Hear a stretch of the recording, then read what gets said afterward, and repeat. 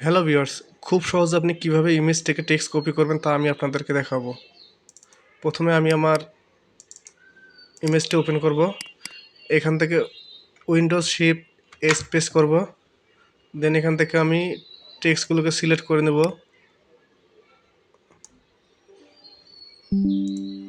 দেন এখানে mark up and শেয়ারে click করব।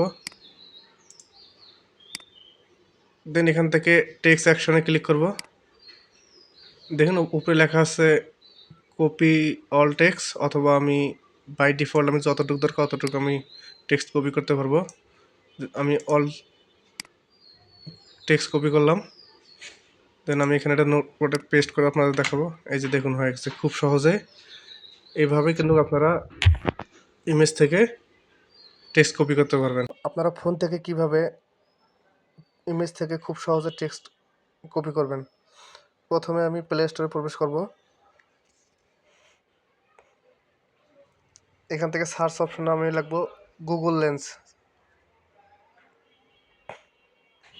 যেহেতু এটা আমার আগে থেকে ইনস্টল করা, সুতরাং ওপেন দেখাচ্ছে, আপনারা ইনস্টল করে নেবেন। দেন ওপেনে ক্লিক করব। দেখুন এখানে আমার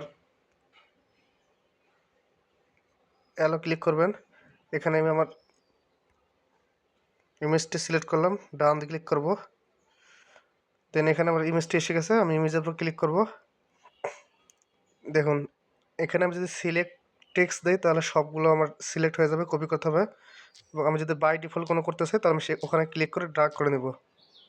এভাবে কিন্তু আপনারা খুব সহজে আপনাদের ইমেজ থেকে টেক্সটগুলো কপি করতে পারবেন।